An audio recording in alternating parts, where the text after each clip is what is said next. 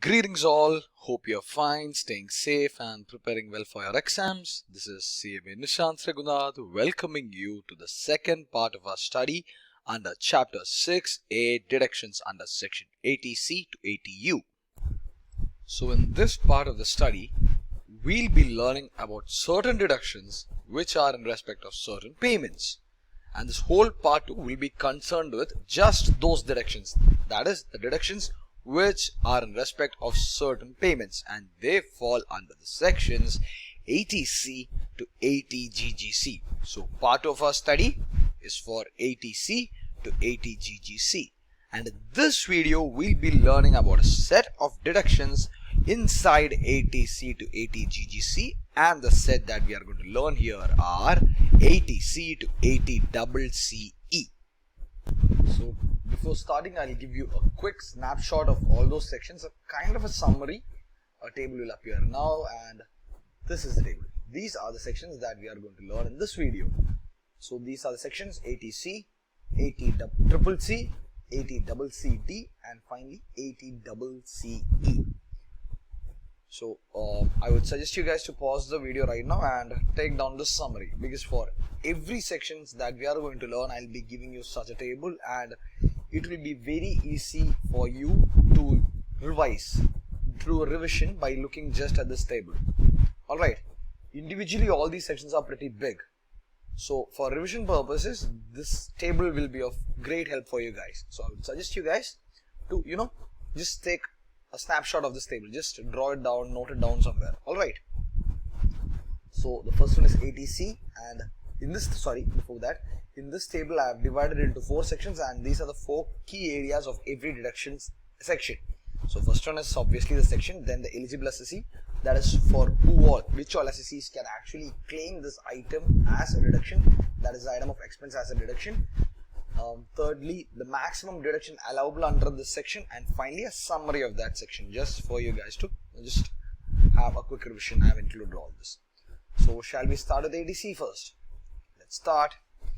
80C is the deduction which is concerned with certain payments and investments. So that's what I want you guys to have in mind. Payments and investments. So a kind of payment made by the assessee or a kind of investment made by the assessee which is eligible for deduction if made as per the guidelines of the institute. Now let's check what those guidelines are, and before that, as you saw in the summary table, eligible assessee is an individual or an HUF. So corporate assessees cannot take this deduction. Alright, first and foremost. Next, maximum deduction, that's a quantum available, is rupees 1,50,000. Alright. Now let's see the guidelines. Following payments are covered under this section. So a set of payments will be covered. If you remember correctly, in that summary table which I showed you, in the summary section there were a list of items mentioned. Now I'm going to list out those items and describe them. So the first item is life insurance premium paid. I'm pretty sure that all of you know what a life insurance policy is, right? And for each of those policies we pay premium. So a policy which we take to insure our lives, and for those policies to remain active we pay premium, right? So an assessee can take a deduction as per section 80C for premium paid for life insurance policy. Now here comes the key part. These policies can be taken to insure the life of 1 self, 2 spouse, and 3 children. So an assessee who takes a life insurance policy to insure the lives of himself, his spouse or her spouse, his or her spouse, and finally his or her children, and pays premium on such policies, can take a deduction. Now one key area which you guys need to remember here is children are included regardless of their age and dependency. Not all sections allow children regardless of age and dependency. In the coming study, we'll be coming across various sections wherein children, see things which an assessee does for his children will be allowed as deduction, provided they are dependent or of minor age. But then for this item, that is 80C life insurance premium, it can be any children. That child of the assessee can be a minor dependent person, or it can be a major independent person. Alright, So it is regardless of the age and dependency of the children. But then there is a ceiling limit to this item. Now the ceiling limit is set on the basis of the date on which the policy is taken. So this table gives you the ceiling limit details. So if it's a policy which the ICAI has taken before 1/4/2012, that is a year before the previous year 1/4/2012, the maximum amount of deduction allowed is 20% of the sum assured. Now by sum assured, I am hoping you guys know what sum assured is. That is the amount which is mentioned in the policy. That is the assured amount which will be given for that life insurance policy. Alright. So maximum is 20% of sum assured. Now if it's a policy taken for the previous year 12-13, that is from 1/4/2012 to 31/3/2013, it will be reduced to 10% of the sum assured. Now if it's a policy which is taken after 1/4/2013, it is also 10% of the sum assured.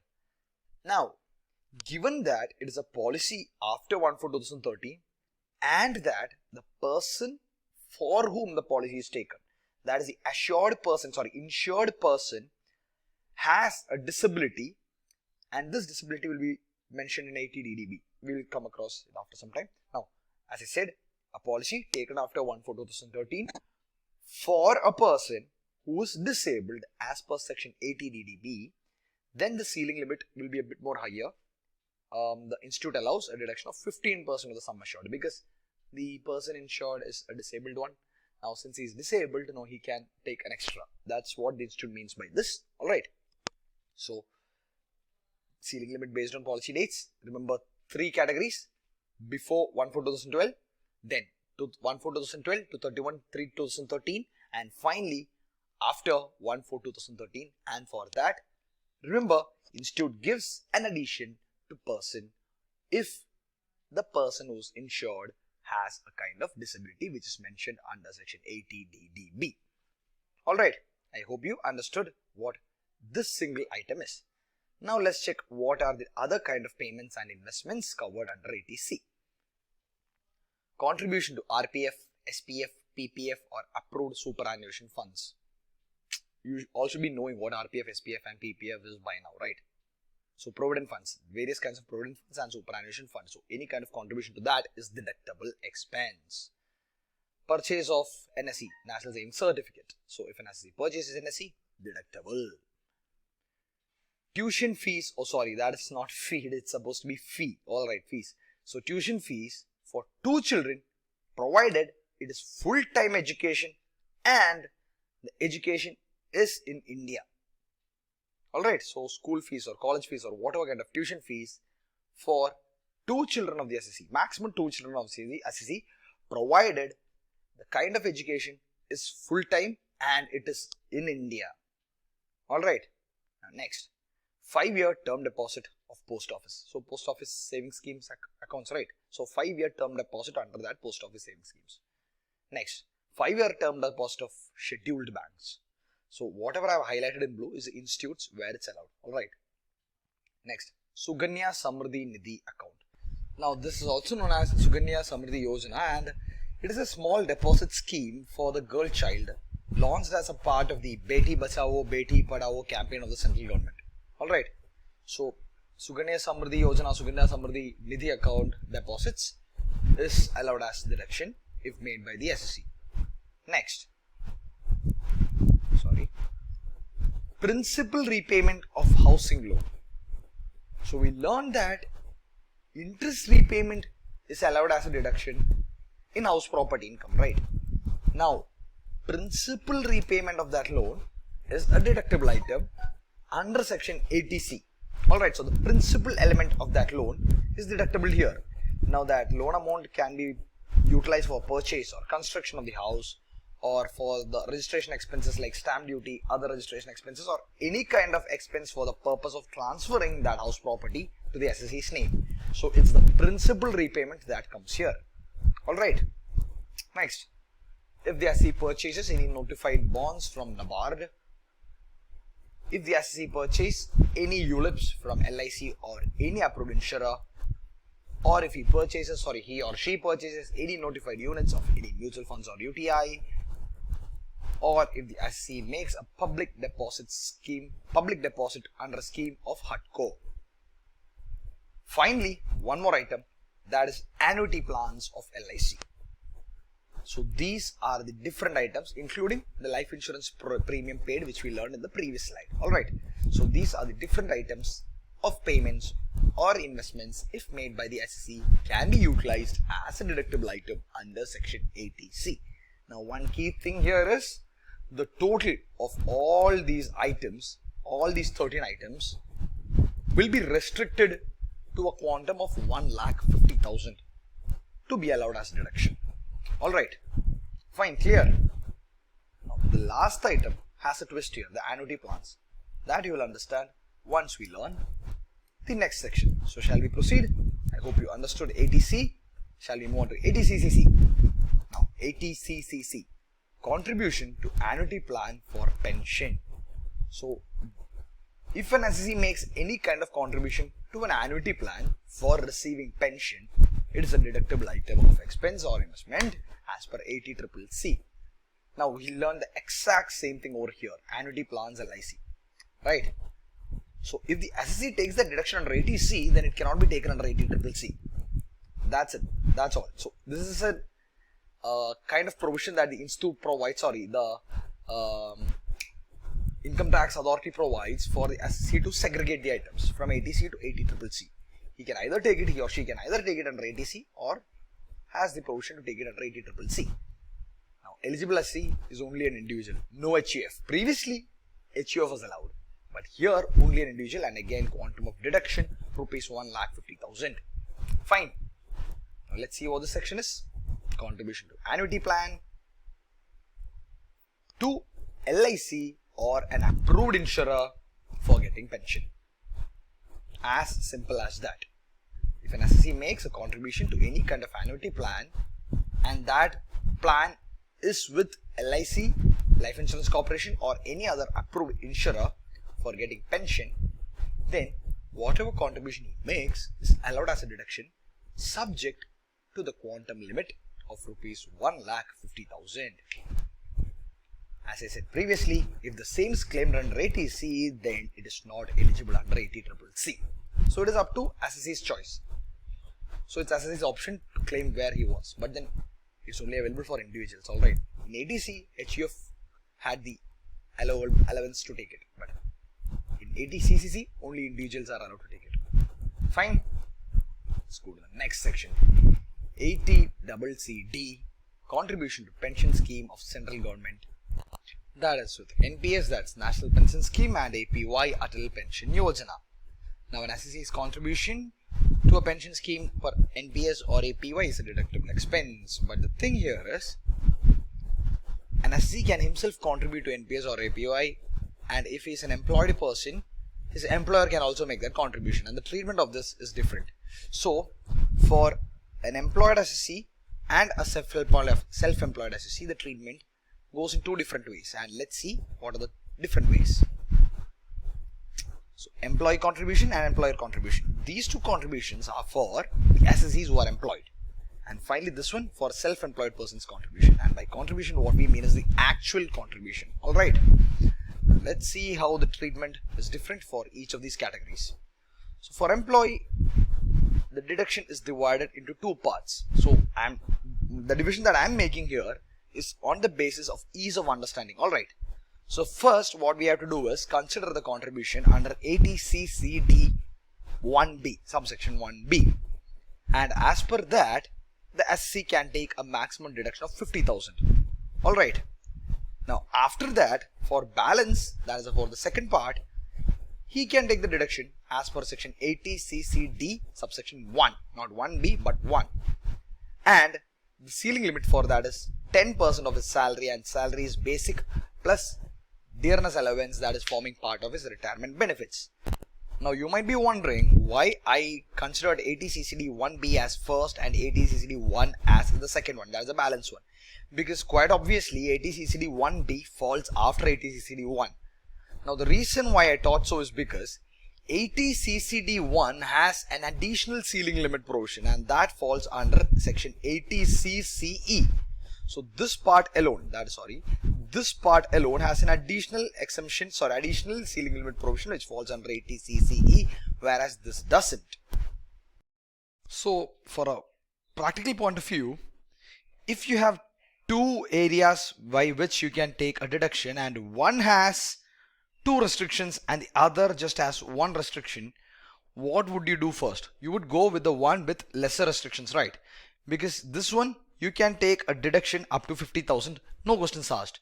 Whereas here, the first restriction falls as 10% of your salary, that is basic plus DA forming part of retirement benefits, and also it has to satisfy the restrictions as per another section which is 80C-CE, right? So this one just has one restriction, plain and simple, rupees 50,000, whereas this one has two restrictions, that is first one based on salary and the next one based on the section which we are going to learn next.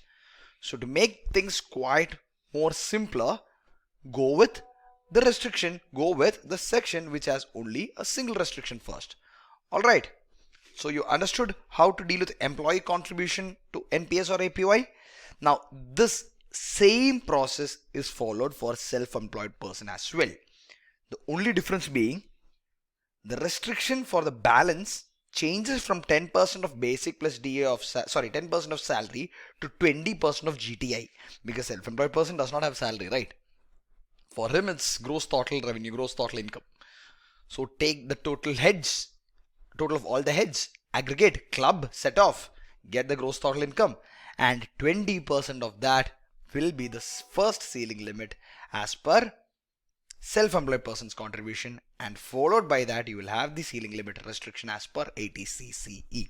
So employee, self-employed contribution, both same, only difference being the restriction. The first restriction under 80C-CD1 changes from 10% salary to 20% GTI. Alright. Now for employer contribution, this is the way it's to be treated.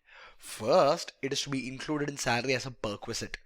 Then you can take it as a deduction under section 80C-CD2, and the restriction is 10%, that is basic plus DA forming part of salary.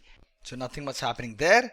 First include it as your salary item, that is an item of perquisite, and include it in your salary. Then after that, take it as a deduction under section 80C-CD2. So under 80C-CD we have three subsections, that is 1, 1B and 2. 1 and 1B is regarding the contribution one makes for himself. Now that person can be an employed person or a self-employed person. Now if that contribution is made by the person for himself, it would fall under 1 and 1B, because it's either employee making contribution for himself or it's a self-employed person making contribution for himself. Now 2 is regarding a contribution made by our employer in our name. Pretty clear? Now that's it about 80C-CD. Now let me quickly summarize. We have treatments for all these three sections, and for employee contribution and self-employed contribution we have treatment in two parts. So take it as first and balance, and first take it as 1B, 80C-CD 1B, and put a ceiling which has a ceiling limit of rupees 50,000.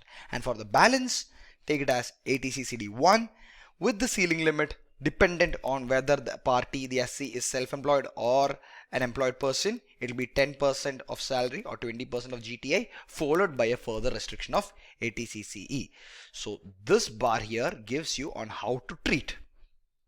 Now this bar here gives you the different sections. Alright, this bar. And I have color coded them. CCDB1, CCD1B, same color, CCD1 here color, here same color, and finally 80C-CD2 for ease of understanding. And finally the ceiling limit, that's the first ceiling limit, and the secondary ceiling limit, that's a further ceiling limit as per section 80CCE. So what I would suggest you guys is to take down this whole table, because I'm not sure how it's given in your study materials. It might be a bit more complicated than this. It might be in a descriptive manner. Now I've made this into a picture representation. Now all these representations that I give you here are not completely created by me. It's something that I've created, or what can I say, like ripped off from various authors, various books, various videos that I've seen, and I've made it in my own style. Alright, so these kind of notes I do not think that you will find anywhere else, because this is completely my homologation, my grouping of different things that I've seen from different people. Alright, so that is ACCD. Now going to the last section, that is 80CCE, which you saw previously in 80CCD2 as a further restriction, and that's what it is. It is a further restriction. It is a further limiting. This section is completely further limiting. It is an aggregate limit for these three sections. We learned ATC, right? It had an aggregate limit of 1,50,000. It was a group of certain payments and investments. Then we learned 80C-CCE, right? Annuity plan, LIC, approved insurer for getting pension. It also had an aggregate limit of 1,50,000. Then we learned 80C-CD1. Now that is the second part, the balance part of 80C-CD for a self-employed person or an employed person making contribution for himself. Now what 80C-CE tells us is the total of 80C, 80CCC and 80CCD1 cannot exceed 1,50,000. So all these three sections cannot exceed 1,50,000. Alright, but then this section is not concerned with 80C-CD1B or 80C-CD2. That's the reason why I said if an assessee has a deduction as per 80C-CD1 and that assessee happens to be a self-employed person or an employed person making contribution for himself, take as much as deduction possible into 80C-CD1B first, because it just has a deduction limit of 50,000, just one restriction. But if you are to take it first into 80C-CD1, you will have to make sure that that deduction along with 80C and 80CCC should not cross 1,50,000, and that is a bit more risky business, right? So take 80C-CD1B first, get done with that 50,000 first, and whatever balance that remains, take it over here and make sure it doesn't cross 1,50,000. Now, once you start doing problems, it will be much more easier for you to understand why I said take 80C-CD1B first. Alright, so what I would suggest you is now take out your study materials and do all the problems. Read everything from 80C to 80CC, and once you start doing problems, you will understand why I asked you to take this first and this second. Now with that, we have come to the end of this part, that is 80C to 80CC, and before winding up, let me give you a quick summary of 80CCE again. So 80CCE is nothing but an additional restriction section. That is a section which gives us a further restriction for three previously learned sections, and those sections are 80C, 80CCC and 80CCD1. So all these three sections in aggregate cannot cross rupees 1,50,000 in deduction. Alright, so 80C, consider this has 1,20,000 as an example. 80CCC has another 1 lakh. 80C-CD1 has 1 lakh. So 1,50,000, 1 lakh, 1 lakh comes to 3,50,000, right? But then 80CCE tells us this whole 3,50,000 will have to be restricted to rupees 1,50,000. Got it? And the other two sections which fall under 80CCD, that is 1B and 2, has no other further restrictions. You can take it as completely, with 1B having a total restriction of 50,000. Got it? So that is 80CCE, and with that we have finished our study. I hope you guys understood 80C to 80CCE. If you have any doubts or require any clarification, please reach out to me. I have provided my contact details in the description, and that's it for now. So we will deal with the rest of the sections under section 80C to 80U in the coming videos. So till then, take care, stay safe and study well for your upcoming exams. Bye.